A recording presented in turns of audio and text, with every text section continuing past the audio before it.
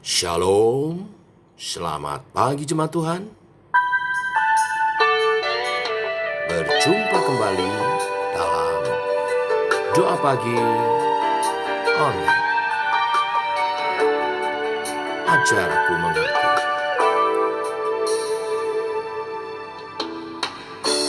Ajarku mengerti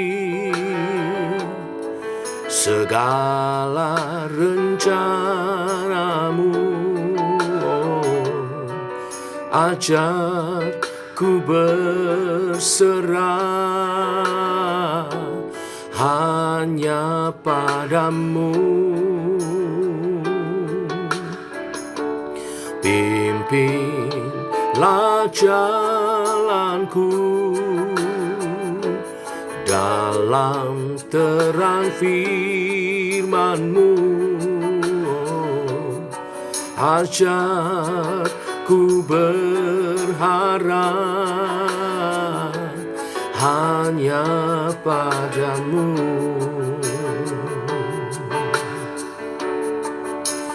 Bapakku, ajaib segala rancangan-Mu. Tuhanku, heran perbuatan-Mu. Engkau sanggup mengadakan segala yang ku perlukan menurut kehendak-Mu. Terjadilah.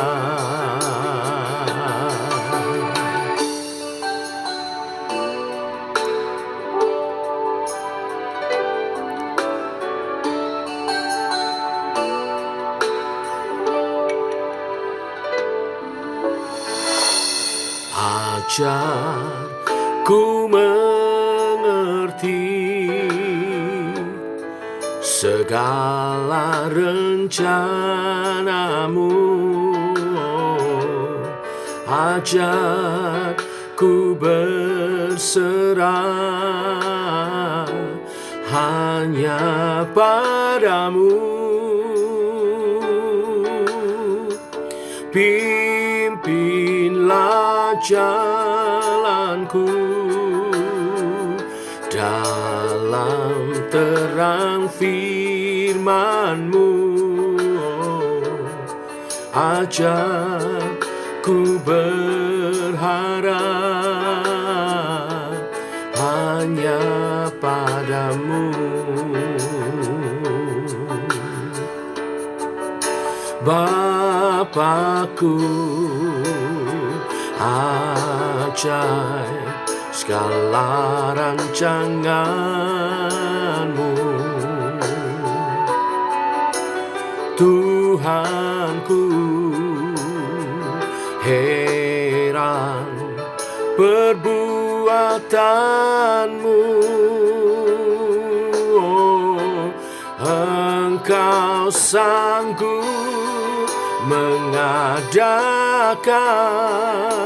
segala yang ku perlukan menurut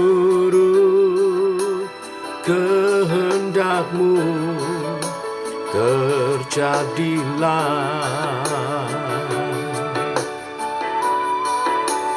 Menurut kehendak-Mu. Terjadilah.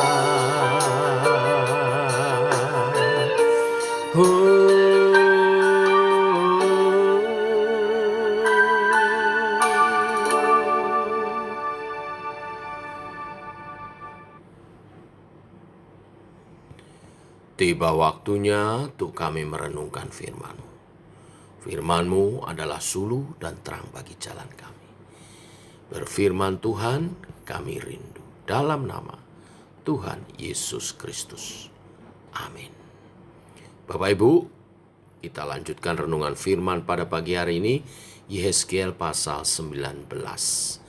Kita baca keseluruhan ayatnya, ayat 1 sampai dengan yang ke-14. Demikian firman Tuhan. Hai, ucapkanlah suatu ratapan mengenai Raja Israel, dan katakanlah begini: betapa ibumu menjadi seekor singa betina di antara singa-singa. Ia berbaring di antara singa-singa muda dan menyusui anak-anaknya. Ia membesarkan seekor dari anak-anaknya sehingga menjadi singa muda. Ia belajar menerkam, malah manusia ditelannya.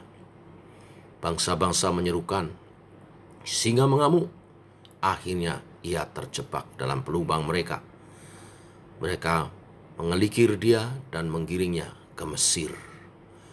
Sesudah induk singa menyadari bahwa usahanya gagal dan pengharapannya hilang lenyap, ia mengambil anaknya yang lain dan membesarkannya menjadi singa muda. Anaknya ini berjalan-jalan di antara kawanan singa. Ia menjadi seekor singa muda. Ia belajar menerkam, malah manusia ditelannya. Ia merusak puri-puri mereka dan menumpas kota-kotanya. Bumi serta isinya diam, ketakutan mendengar suara aumnya. Maka bangsa-bangsa bangkit melawan dia dari daerah-daerah sekelilingnya. Mereka memasang jaring untuk menangkapnya dan menjebaknya dalam pelubang. Ia dikurung dalam kandang sambil dikelikir, dibawa ke hadapan Raja Babel dan dimasukkan dalam penjara, supaya suaranya jangan kedengaran lagi di atas gunung-gunung Israel. Ibumu seperti pohon anggur dan kebun anggur yang tertanam dekat air, berbuah dan bercabang karena air yang melimpah-limpah. Padanya tumbuh suatu cabang yang kuat yang menjadi tongkat kerajaan. Ia menjulang tinggi di antara cabang-cabangnya yang rapat dan menjadi kentara karena tingginya dan karena rantingnya yang banyak. Tetapi ia tercabut di dalam kemarahan dan dilemparkan ke bumi. Angin timur membuatnya layu kering. Buahnya disentakkan. Cabang yang kuat menjadi layu kering dan api menghabiskannya. Dan sekarang ia tertanam di padang gurun, di tanah yang kering dan haus akan air. Maka keluarlah api dari cabangnya yang memakan habis ranting dan buahnya, sehingga tiada lagi padanya cabang yang kuat dan tiada tongkat kerajaan. Ini adalah ratapan dan sudah menjadi ratapan. Amin. Sampai di sini pembacaan kita. Bapak Ibu, melalui puisi ratapan, Allah menggambarkan kondisi terakhir bangsa Israel. Bagian pertama menceritakan seekor induk singa yang melambangkan garis kerajaan Daud dari suku Yehuda yang dijuluki singa Yehuda. Induk singa melahirkan dan membesarkan dua anak singa yang melambangkan dua raja terakhir yang akan dihukum Allah karena ketidaktaatan dan karena penyembahan berhala. Kerajaan anak singa pertama ditaklukkan Mesir dan rajanya ditawan ke Mesir. Ratapan yang pertama ini bicara tentang Raja Yoahas yang ditaklukkan Raja Neko dan ditawan ke negeri Mesir. Kisahnya dicatat dalam 2 Raja-Raja 23 ayat 31 sampai 33. Selanjutnya kerajaan anak singa kedua melakukan kesalahan yang sama dan ditaklukkan oleh bangsa Babel. Rajanya ditawan ke Babel.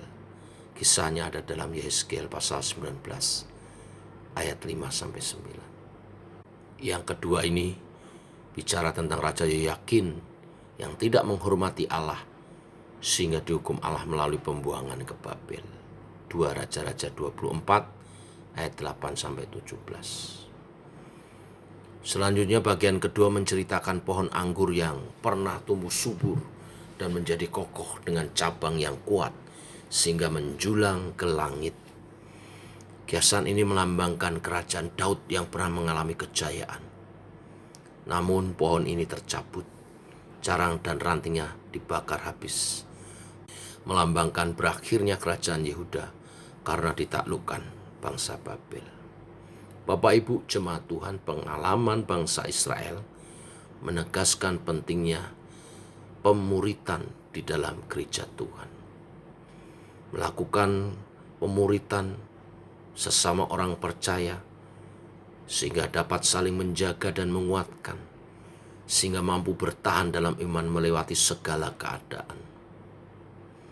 Selain daripada itu, pemuritan merupakan wadah untuk mewariskan iman dan membangun generasi penerus yang tangguh. Mari jemaat Tuhan giat dalam pemuritan. Tahun ini kita dimuridkan melalui sekolah pelayanan. Ambil bagian.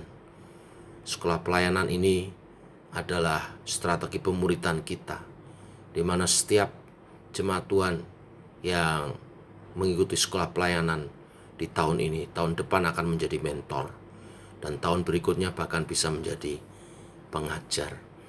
Kita terus memuridkan supaya kita kuat dalam iman dan bertahan melewati segala keadaan, bahkan tidak mengalami kesurutan tetapi pertambahan. Dan yang terutama, kita mewariskan iman kepada generasi-generasi penerus daripada gereja Tuhan. Kita belajar dari kisah Yehezkiel pasal 19 ini, bagaimana kerajaan Israel yang begitu kuat di bawah kepemimpinan Daud hancur karena tidak dapat memuridkan. Memang benar ada janji pemulihan melalui Mesias. Melalui keturunan Daud, Mesias akan datang memulihkan kerajaan Israel. Bahkan tongkat kerajaan tidak akan beranjak dari keturunan Daud. Penggenapan janji ini dinyatakan melalui Tuhan kita Yesus Kristus yang disebut anak Daud. Dan setiap orang yang percaya menjadi Israel rohani yang mengalami pemulihan. Sebagai gereja Tuhan, kita tidak boleh mengulang kesalahan yang sama yang dilakukan Israel, yang tidak mewariskan iman dengan benar. Kita mesti mewariskan iman sehingga berkelangsungan. Terus gereja bertumbuh berkembang sampai bumi penuh dengan kemuliaannya.